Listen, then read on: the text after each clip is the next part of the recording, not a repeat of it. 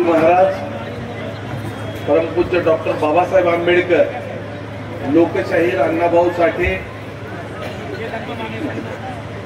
संत शिवालाल महाराज, बिरसा मुंडा सर्व महापुरुषांना, महामानवांना नतमस्तक होतो। त्याचबरोबर आम्ही जे उभे आहे ते आमचं दैवत हिंदू हृदय सम्राट स्वर्गीय बाळासाहेब ठाकरे यांना सुद्धा नतमस्तक होतो। मंचावरील महाराष्ट्र राज्याचे कॅबिनेट मंत्री, सामाजिक न्याय मंत्री संजयजी शिरसाट साहेब, त्याचबरोबर अशोकजी पटवर्धन साहेब,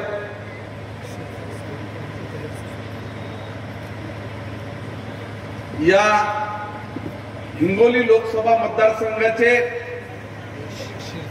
माजी खासदार तथा विधान परिषदेचे आमदार सन्माननीय हेमंतभाऊ पाटील,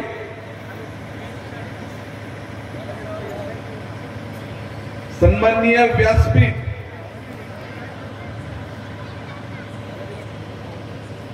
होऊ घातलेल्या नगरपंचायतच्या प्रचारात आज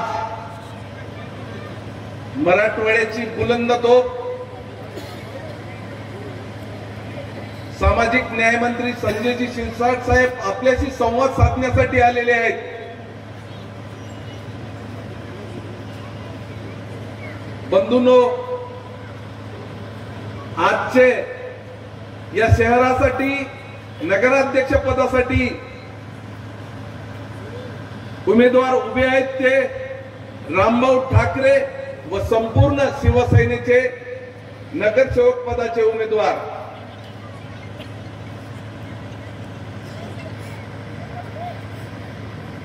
तसं रामभाऊनं सविस्तर सांगितलं, परंतु मी दोन शब्दात सांगतो। महाराष्ट्र राज्याचे माजी मुख्यमंत्री अशोकराव साहेबांकडे एटीएम कॉलेजच्या तिथं आमची बैठक झाली। हातगाव आणि हिमायतनगरच्या युतीच्या संदर्भात मला अनेक लोक सांगत होते की हा सांभाळून भरोसा ठेवू नका, परंतु मला कधीच माहित नव्हतं। मी पहिल्यांदा अशोकराव चव्हाण साहेबांजवळ गेलो आणि सन्मानानं युती ठरली। जिथं स्थानिक आमदार आहे त्याच पक्षाचा तिथला अध्यक्ष, त्याच्यानंतर हातगाव आणि हिमायतनगरची युती ठरली। तिथं हातगावसाठी 5 उमेदवार भाजपचे घेण्याचं ठरलं आणि हिमायतनगरसाठी 4 उमेदवार भाजपचे घेण्याचं ठरलं। परंतु अचानकच असं काही घडलं, इथल्या काही मंडळींनी सुपारी घेतली काँग्रेसची। मी जाहीर आरोप करतो, आणि सुपारी घेऊन ऐन वेळेला डॉक्टर वानखेडे साहेबाला तिकीट दिलं। आमच्या पाठीत खंजीर खुपसला भाजपाने। आम्ही एवढी विनंती केली अशोकराव साहेबांपासून किशोर स्वामी साहेबांपर्यंत, आम्ही विनंती केली एवढ्यासाठी की डॉक्टर साहेबाला आम्ही उमेदवारी देतो, तुम्ही धनुष्यबाणाची निशाणी घ्या। एवढंच नाही तर शेवटी आम्ही विनंती केली, परमेश्वराची शपथ घेऊन सांगतो, राम ठाकरे 30 वर्षाचा वनवासातला आहे। हा प्रभू रामचंद्राला तर 14 वर्ष वनवास झाला, परंतु हा 30 वर्षाच्या वनवासातला माणूस, तरी सुद्धा आम्ही यांचा विड्रॉल घेण्याचं ठरलं। म्हणूनच त्यांच्या पत्नीला इथं 12 नंबरच्या वार्डमध्ये उमेदवारी दिली। उमेदवारी एवढ्यासाठी दिली की घरचा एक तरी प्रतिनिधी असावा रामभाऊ ठाकरेचा, नगरसेवक म्हणून तरी। आणि डॉक्टर साहेबांना विनंती केली व सुद्धा अशोकराव साहेबांना विनंती केली, सर्वांना भाजपच्या मंडळीला विनंती केली की अपक्ष डॉक्टर साहेबाला उमेदवारी उभं करू आणि 30 वर्षाचा वनवास असलेला रामचा विड्रॉल करून घेऊ। तरी सुद्धा ही मंडळी ऐकली नाही. इथला जे भाजपचा तालुका अध्यक्ष आहे ही सगळी खेळी या माणसानं केली. काँग्रेसचे हात मिळवणे करून हा प्रकार घडून आणलेला आहे मुद्दाम. आणि तरी सुद्धा बंधूंनो काळजी करू नका. आज सामाजिक न्याय मंत्री आज उपस्थित आहेत. मी अभिमानानं सांगतो, मी पहिल्यांदा काय केलं असेल तर हातगाव आणि हिमायतनगर शहराचा DPR बनवला, ब्ल्यूप्रिंट तयार केली. आणि अभिमानात सांगतो, परवाच आंबेडकरी मिशनच्या वतीनं सामाजिक न्याय मंत्री यांचं नांदेड शहरात भव्य स्वागत सत्कार कार्यक्रम ठेवला होता शंकरराव चव्हाण सभागृहामध्ये. आणि तिथं सुद्धा जाहीर केलं की आम्ही जी काँग्रेसच्या काळात काहीच नाही झालेलं, हातगावच्या 14 एकर 14.5 एकर जमीन बंदत टेकडीसाठी आम्ही दिली. काँग्रेसनं 50 वर्ष राज्य केलं पण काहीही करू शकले नाही. 14.5 एकर जमिनीवर जवळजवळ 274 कोटीचा आणि आणखी त्याच्यात जे इगतपुरीच्या धर्तीवर ध्यान केंद्र आहे त्याच्यासाठी 125 कोटी असा 350 ते 400 कोटी रुपयाचा प्रोजेक्ट आज आमच्या हातगाव शहरात सन्माननीय कॅबिनेट मंत्री सामाजिक न्याय मंत्री संजयजी शिरसाट साहेबांनी जाहीर केलं. एवढंच नाही तर जे बाबासाहेबांची पीपल्स एज्युकेशन संस्था होती त्या संस्थेसाठी आतापर्यंत कधी कोणी एवढ्या प्रमाणात 1 रुपया सुद्धा दिला नव्हता. 500 कोटी रुपयाचा निधी जाहीर केला आणि वर्ग सुद्धा केला. म्हणजे अशी माणसं जर आपल्या छोट्या छोट्या या तालुक्यामध्ये एवढ्याला निधी देत असेल आणि तुमचा विकास काय, या शहराची अवस्था धुड्यानं डॉक्टर साहेबालाच विचारा. फुफ्फुसाचे आजार व्हायले, जिकडं जाईल तिकडं कशासाठी सिमेंट रस्ते केले, तेच रस्ते करायचे पुन्हा खोदायचे. धुरड्याचा कुठल्याही रस्त्यांचा सिमेंट रस्ते कोणीच म्हणत नाही, धुरड्याचे रस्ते म्हणतात. मी अभिमानानं सांगतो, या शहराचा DPR बनवू तेव्हाच 65 कोटी रुपयाच्या अंडरग्राउंड ड्रेनेज सिस्टीमची टेक्निकल सँक्शन सुद्धा आम्ही घेतलेली आहे. मी पेपरवर देतो पत्रकाराला, तुम्हाला जे काही पेपर आहे ते पेपर देतो. खोटं आम्ही बोलणारी माणसं नाही. त्याच्यानंतर या शहराच्या डांबरीकरणासाठी या संपूर्ण रस्त्यासाठी 89 कोटी रुपयाचं टेक्निकल सँक्शन घेऊन TS सुद्धा झालेलं आहे. आज तुम्हाला सांगतो, या आदिवासी मुला मुलींचे आपले खासदार माजी खासदार हेमंतभाऊ पाटील यांनी 24 कोटी रुपये वसतिगृहासाठी दिलेले आहेत. 24 कोटी रुपये. आणि मी पत्र सुद्धा दाखवतो खासदार साहेबांचं तत्कालीन. एवढंच नाही तर या शहरासाठी अद्यावत 3 स्टार हॉटेलच्या प्रमाणे या महाराष्ट्रात 1200 कोटी रुपयाचे साहेबांनी सामाजिक न्याय भवन आणि याच्या माध्यमातून SC STच्या मुलासाठी वसतिगृहाची व्यवस्था केलेली आहे. त्याच्यात आपल्या सुद्धा इथं 11 कोटी रुपये दिलेले आहेत. हे जे सांगायले ना वर्षात काय दिवे लावले, काय दिवे लावले, माझ्याकडे मी पेपरवर तुम्हाला देतो काय काय केलं ते. अनेक प्रश्न या शहरामध्ये आहेत. पिण्याचा पाण्याचा शुद्ध जिथून पाणी आणतो तिथे एक थेंब सुद्धा नव्हता.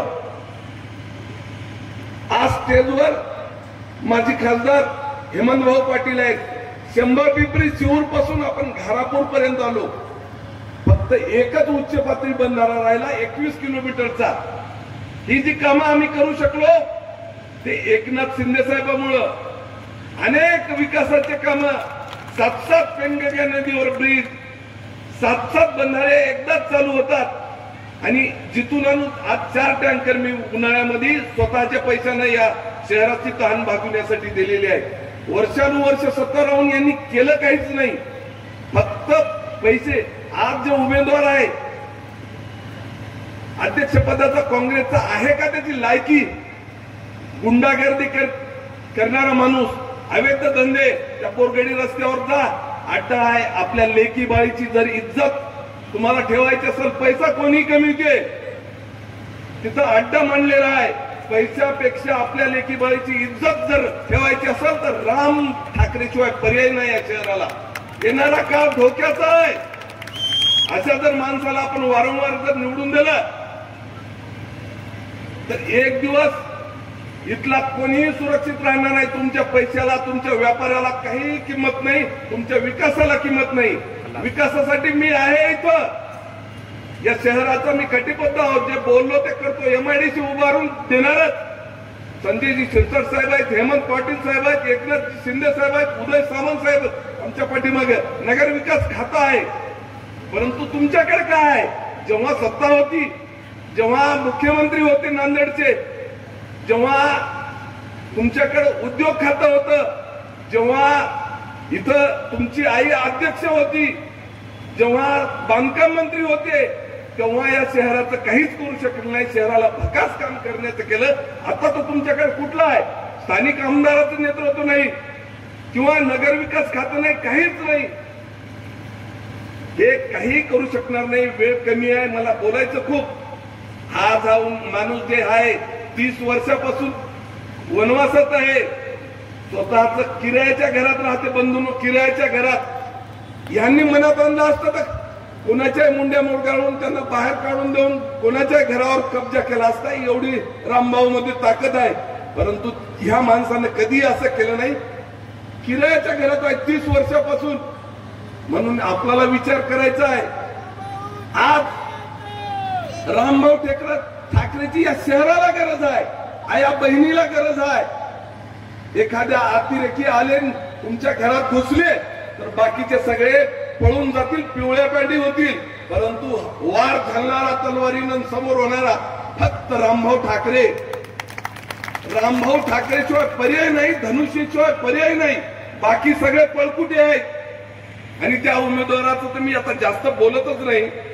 गुटखा, मटका, आणखी काय काय आहे त्यांचे अवैध धंदे, सगळा रॅशनचा माल.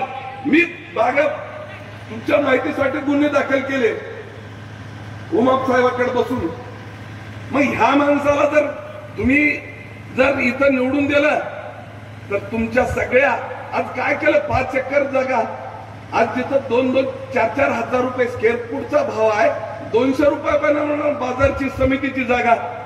आज माझी हेरिंग आहे. उद्याच्या सुद्धा 8 डिसेंबरच्या हिवाळी अधिवेशनामध्ये नक्कीच सत्याचा विजय होते, मला माहित आहे.